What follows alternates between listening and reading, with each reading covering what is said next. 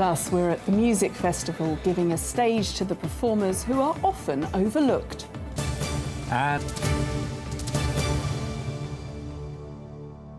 But before all of that, a new music festival is getting underway this evening, showcasing artists who are often overlooked in the industry. Yes, Voidfest will take place over the next 3 days at the Lab venue in Northampton, featuring dozens of acts who are either neurodivergent, LGBTQ+, or older performers. Well, Rebecca Houth is there for us this evening. Good evening, Becca. So how's this festival going to be different to others then?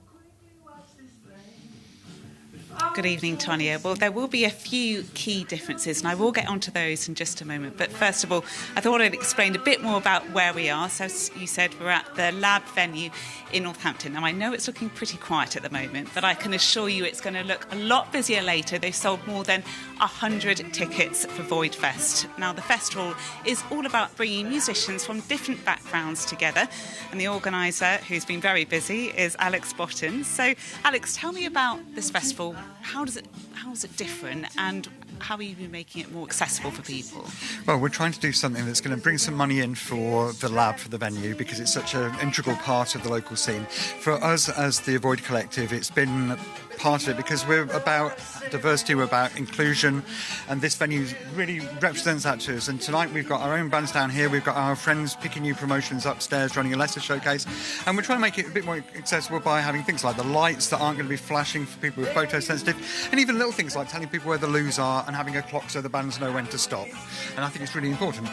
Now, you've had an interesting journey as well. You're autistic, and you only found out a few years ago, and you're a musician. I think we're going to see some footage in just a moment. What was that like then? How did it change you knowing that you were autistic? It made such a difference because I was diagnosed just 3 years ago, and I'd spent all my life up until then being treated for depression and anxiety, and I had neither, and I was actually autistic and was depressed and anxious because of that and because I'd been misdiagnosed. So it's made a huge difference, absolutely life-altering to me. It helped me know who I was, and it's just opened a lot of doors in my head, let's put it that way. And I'd recommend anybody who has got any concerns about it to check themselves out, because it might be something that changes their lives. Very good advice, and well done on putting this together, Alex. Let's go and have a chat now with Pete, AAK Megaphoney. I think I've got that right. So, Pete, sounding fantastic. Now, tell me about your experience with the music industry, because you're also autistic, aren't you?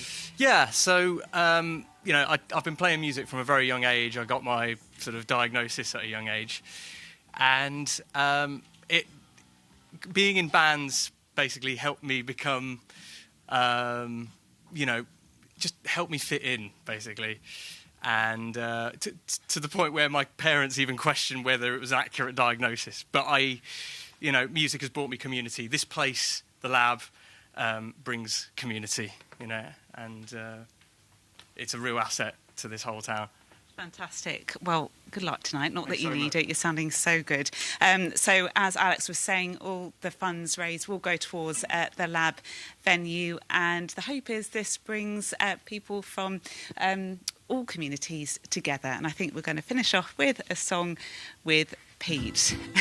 Take it away. A late AM routine. We turn on the TV and drink our cups of tea.